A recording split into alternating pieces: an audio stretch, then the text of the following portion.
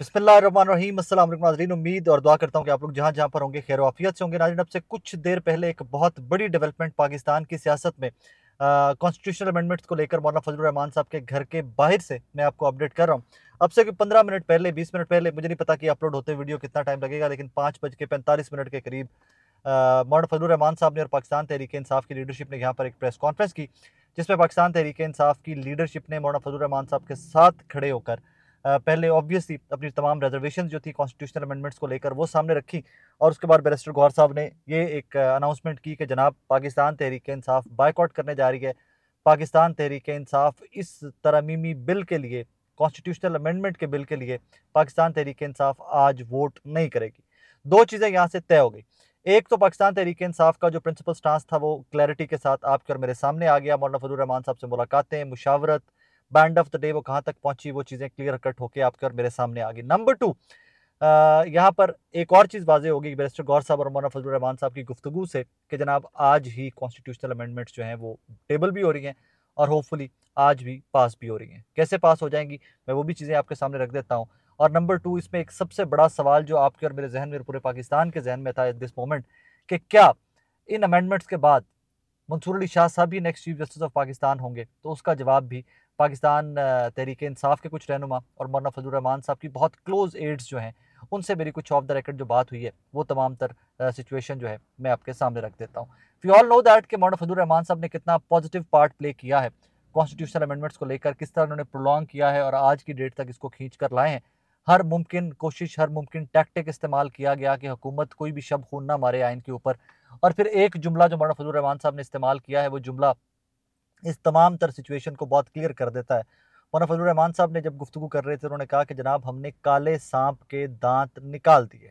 काले सांप के दांत हमने निकाल दिए, मतलब इस मुसव्वदे के अंदर जो बहुत ख़तरनाक तरीन तरामीम थी, जो बहुत तजावीज़ इस तरह की थी कि जो बहुत डेंजरस थी आइन के लिए, पाकिस्तान के लिए, बुनियादी इंसानी हकूक़ के लिए जो थी, हमने वो तमाम तर तजावीज़ निकाल दी हुई हैं। सेकेंडली, यहाँ पर मौलाना फजलुर रहमान साहब ने बार बार एक चीज़ और कही कि जिस तरह पाकिस्तान तहरीक इंसाफ को ट्रीट किया गया, जैसे इनके एमएनएस को, इनके सेनेटर्स को हरास किया गया, उन तमाम तर चीज़ों को मद्देनज़र रखते हुए अगर ये आज इस तरमीम का बायकॉट भी कर देते हैं, वोट नहीं भी करते, तो इनका हक है, मुझे इनसे कोई शिकवा नहीं है।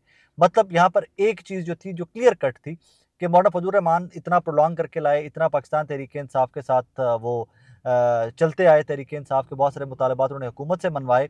तो एट दिस टाइम अगर पाकिस्तान तहरीक इंसाफ बैकआउट करती है तो हम सब के जहन में ये भी था कि शायद मौलाना फजलुर रहमान साहब इसको माइंड भी करेंगे एट दिस मोमेंट कि यार मैंने इतना कुछ किया है और इसलिए किया है कि इवेंचुअली मैं आप लोगों का भी कंसेंसस बिल्डअप कर सकूं और हम लोग तमाम इकट्ठे होकर इस आइनी तरमीम के लिए वोट करें। लेकिन मौलाना फजलुर रहमान साहब की बॉडी लैंग्वेज, उनकी टोन इंटायरली डिफरेंट थी। उन्होंने बड़ा कैटेगोरिकली कहा, उन्होंने कहा अगर तहरीक इंसाफ आज भी वोट नहीं करती तो मुझे इनसे कोई शिकवा नहीं है।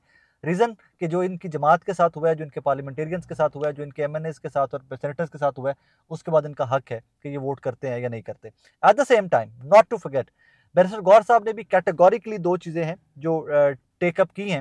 उन्होंने फरमाया कि जनाब जिस हद तक मौलाना हमारे साथ चलें, हम मौलाना के मोतक़िद हैं। मोतक़िद का लफ्ज़ इस्तेमाल किया बैरिस्टर गौहर साहब ने। हम मौलाना के मोतक़िद हैं, but at the same time हमें लगता ये है कि हमारा उसूली मौक़िफ़ जो है हम उसके ऊपर खड़े रहेंगे और हम इस आइनी तरमीम के लिए वोट नहीं करेंगे। अब सवाल ये पैदा होता है कि इस सारी आइनी तरमीम के अंदर जो सबसे बड़ा पाकिस्तानी जिस चीज़ का वेट कर रहे हैं वो ये है कि जनाब क्या मंसूर अली शाह साहब ही next chief justice of Pakistan होंगे? ये प्रेस कॉन्फ्रेंस हो रही थी, मौलाना फजलुर रहमान साहब, बैरिस्टर गौहर साथ साथ खड़े बात कर रहे थे, पीछे साहबजादा हामिद रजा साहब कुछ सहाफ़ियों से बात कर रहे थे और एक तरफ पाकिस्तान तहरीक इंसाफ के कुछ और लोग बात कर रहे थे। तो मौलाना फजलुर रहमान साहब की बहुत करीबी एड या बहुत करीबी लोग जो हैं उनमें से दो, एक एमएनए जेयूआईएफ के और एक वो एक साइड पे खड़े हुए थे। मेरी उनसे गुफ्तगू हुई है तो मैंने उनको कहा जी इसका मतलब है कि मंसूर अली शाह साहब is next, not next chief justice of Pakistan. तो उनमें से दोनों साहिबान मुस्कुराए, मेरा हाथ पकड़ा तो मुझे कहते हैं कि इसके ऊपर आइसक्रीम की बेट लगा लें कि अगले chief justice of Pakistan Mansoor Ali Shah साहब ही होंगे। मैंने कहा जी इतनी श्योरिटी कैसे? तो एक साहब उनमें से, मैं सिर्फ इतना आपको बता सकता हूँ, ऑब्वियसली सिक्रेसी रखनी होती है, ऑफ द रिकॉर्ड गुफ्तगू होती है, तो उनमें से एक साहब जो हैं वो इन अमेंडमेंट्स का फ्रॉम डे वन आज तक जितनी मीटिंग्स हुई हैं मौलाना फजलुर रहमान साहब के घर के ऊपर या जहाँ कहीं भी मीटिंग्स हुई हैं, वो साहब उन मीटिंग्स का हिस्सा रहे हैं। तो मुस्कुराते हुए मेरा हाथ पकड़ कर मुझे कहते हैं कि जनाब इसके ऊपर शर्त लगा लेते हैं यहाँ पर हम कि आइसक्रीम आइसक्रीम लग गई अगर 25 को जस्टिस मंसूर अली शाह साहब भी चीफ जस्टिस ऑफ पाकिस्तान हुए, तो आप हमें आइसक्रीम खिलाइएगा। और मैंने कहा जी मुझे तो लगता है याहिया साहब, जस्टिस मुनीब तो ऑब्वियसली वो एक उसके ऊपर, उनके ज़ात के ऊपर या उस एक नाम के ऊपर तो रिजर्वेशन ही हुकूमत के एस्टैब्लिशमेंट के सबको बहुत ज़्यादा है।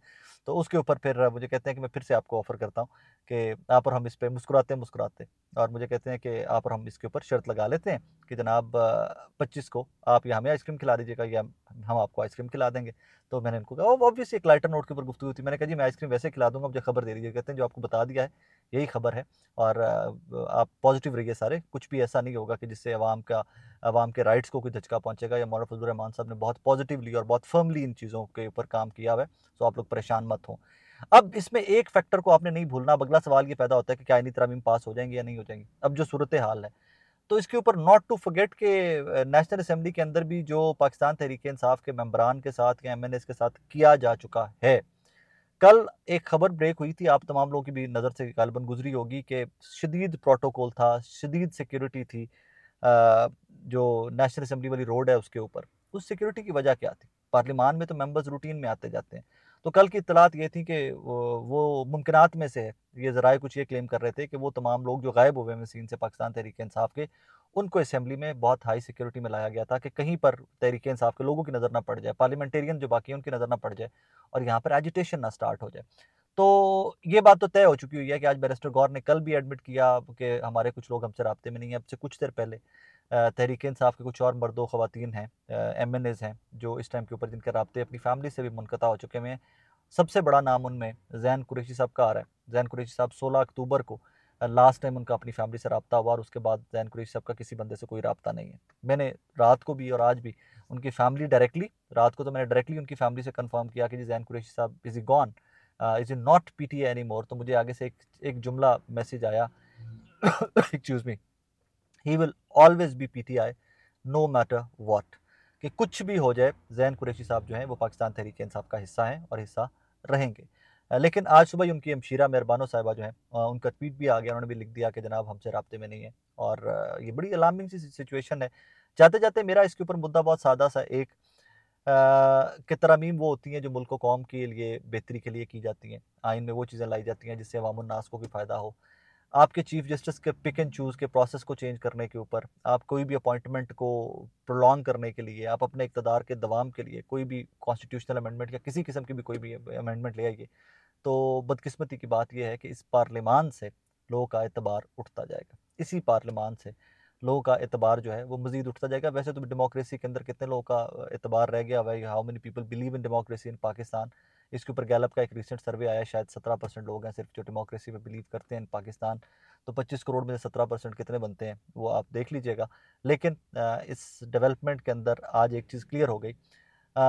इसके ऊपर अगर मैं ज़ाती तौर के ऊपर इन कॉन्स्टिट्यूशनल अमेंडमेंट्स के बाद या इस तरह कॉन्स्टिट्यूशनल अमेंडमेंट ने तहरीक इंसाफ गवर्नमेंट का हिस्सा बनती, भी गवर्नमेंट की वोटिंग के प्रोसेस का हिस्सा बनती, JUIF के साथ जाती, तो क्या हो सकता था, और अगर नहीं गए तो क्या हो सकता है। तो मुझे ज़ाती तौर के ऊपर लगता है कि कम अज़ कम तहरीक इंसाफ ने जो एक प्रिंसिपल स्टैंड था उनका, या प्रिंसिपल स्टांस था उनका, कि ये फॉर्म 47 की का पार्लियामान है, फॉर्म 47 की गवर्नमेंट है, तो हम इनको वोट करके दवाम नहीं बख्शना चाहते, हम इनको वोट करके क्रेडिबल नहीं बनाना चाहते।